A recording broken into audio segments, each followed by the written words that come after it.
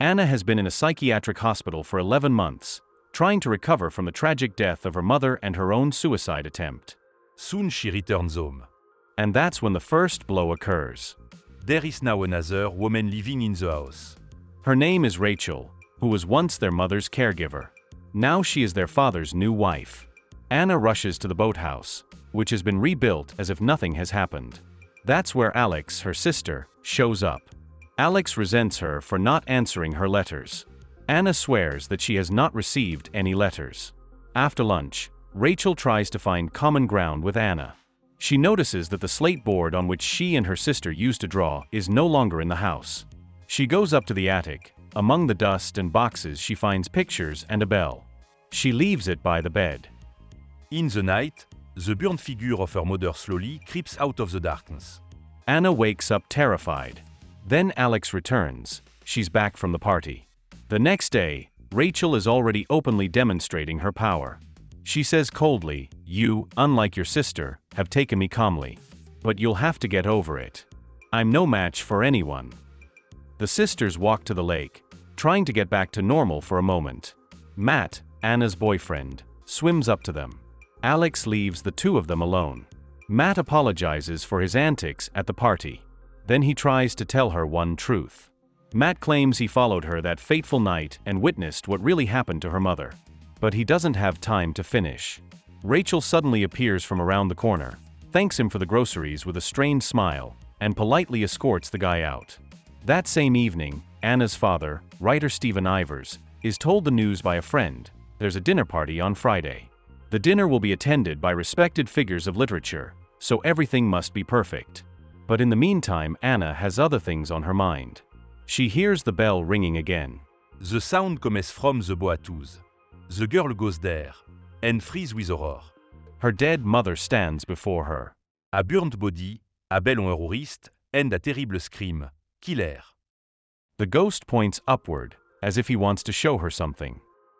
Anna runs to her sister in a panic. She tells her that her mother tried to tell her the truth. And when she sees Rachel, she suddenly makes the terrible suggestion that she could be their mother's killer. The next day, Rachel offers Anna to go to the city. The girl refuses at first, but Alex insists. It's a chance to go through her stepmother's things while she is busy. In the cafe, Rachel behaves as if nothing has happened. She tries to talk to Anna and mentions in passing that the necklace was given to her by a former patient. Sud en lit, another vision. Two red-haired boys and a girl appear in front of her, the same one she dreamed about in her dream. And then she notices a familiar face, Matt. He works at the store across the street. The girl breaks free from her stepmother's control and hurries to him. Matt says he remembers everything, and suggests they meet at the Old Rock at 11 p.m. But their conversation is interrupted again by Rachel. She accidentally shows up and takes Anna home. Before she leaves, she discreetly tells Matt not to deliver any more groceries to them. At home, tensions mount. Alex goes through Rachel's personal belonging. Suddenly, he finds something. A syringe of sleeping pill. She begins to guess why she needs it. Night falls. The sisters go to the rock, but Matt's not there. Later, he does show up, climbing into Anna's room through the window. She hugs him, but suddenly freezes when she notices his body transforming. Matt's spine begins to curve, and he tries to warn her about his mother's death. Anna doesn't listen to him and runs out of the room in terror. When she returns, the room is empty. Outside the window, it is morning. She soon learns that Matt's body has been found dead. She watches in disbelief as the police pull Matt's body out.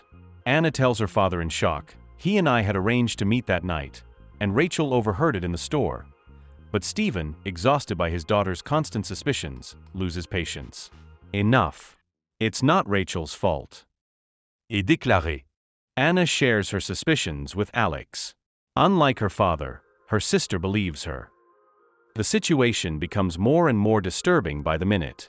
Alex bluntly states, "Now I'm sure she wants to kill us. All for my father's fortune." We have to stop her. The sisters spring into action. They secretly take documents out of their stepmother's purse and call all the hospitals and nursing homes where she supposedly worked. They discover there's no name in the database as Rachel Summers. There's a dinner party tonight. Everything has to be perfect. Stephen asks Anna to help in the kitchen. She goes and there's Rachel, in a good mood, taking meat out of the oven. Rachel approaches the guests and asks her to take out the trash. Anna does so, but one of the cans rolls out of the bag and gets stuck under the stove. And then something creepy happens. A dead red-haired girl appears out of the darkness. She drops the meat in horror. The stepmother responds with an explosion of rage. Scandal, noise. The guests are shocked and quickly disperse. The next day, the father leaves for New York. Anna, Alex and Rachel go to Mate's funeral. At the graveside, a new vision awaits them. Anna notices the same red-haired girl who takes her with her. She stumbles across 3 headstones. Anna informs her sister and they begin searching the internet for information about the Wright family. 3 children and their parents have been stabbed to death. The bodies are found in the woods near the home of their father, a doctor named Harrison Wright. The sisters search the internet and find everything. Mildred Camp, a nanny who was in love with Mr. Wright, is suspected of the crime. She has yet to be found. And she's on the loose. They open an old photograph. Harrison's wife with a pearl necklace. Exactly like Rachel's. They discuss their plans for the future, unaware that Rachel is eavesdropping. The sisters go upstairs to steal the necklace. Alex says, "I'll climb through the window. You go get the car keys." When Anna returns, the door is already open. The necklace is not on the table. Rachel enters the room. She holds out the necklace to her with a cold smile. And at the same moment, she lunges at Anna with a syringe. A struggle ensues. Anna manages to break free, grab the necklace and lock herself in her room. Her sister is lying on the floor. Her sister advises her to go straight to the sheriff and tell him the whole truth. Anna does as she says. The sheriff takes the jewelry and asks her to wait in his office. The girl is exhausted. She falls asleep, not realizing that this is the beginning of the story. Anna wakes up in the sheriff's office. Rachel is standing over her. Together with the sheriff, they give Anna another dose of sleeping pills. Then her stepmother drags her home, undresses her, changes her clothes, strokes her hair, and declares that she always wanted a daughter, but Anna ruined everything. Anna desperately tries to reach for the knife. Rachel notices, and sharply tosses it aside. After that, Anna loses consciousness. When she comes to, she finds that she is wearing a clean shirt. The house is empty. There is a trail of blood on the doorstep. A garbage can stands outside. Rachel's body is in a bag. Alex appears next to her. He's holding a knife. His clothes are covered in blood. The sisters s'embrassent. And that's when the father arrives at the house. He sees his daughter covered in blood and asks in shock. Anna tells him that Rachel attacked them, so she and her sister killed her. But the father is horrified and states that Alec died a year ago, in that very fire. Anna stares at the knife in her hand in confusion. She turns around and realizes that Alex has been her hallucination all along. At that moment, as if by a click, the whole picture comes together in Anna's mind. Returning from the party, Anna catches her father with Rachel. Furious, she grabbed a flashlight and went to her mother's boathouse.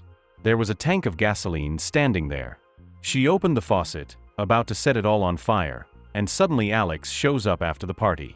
Anna left without fully closing the faucet with the cistern. After they leave, the candle accidentally falls down.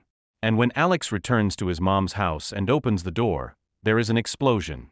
Anna realizes a terrible thing. All this time her sister was just a figment of her sick mind. Matt was also killed by Anna, for he witnessed that day. Anna is returned to a psychiatric hospital.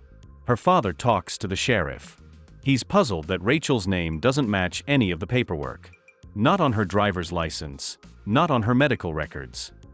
Stephen replies, she had a dangerous ex.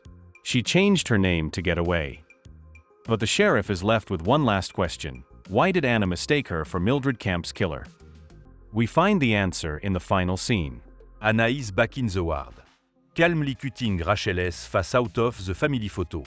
And suddenly, in the window across the hall appears the very woman, her roommate in the ward, who complained at the beginning that she had no one to tell stories with. She has a pearl necklace around her neck.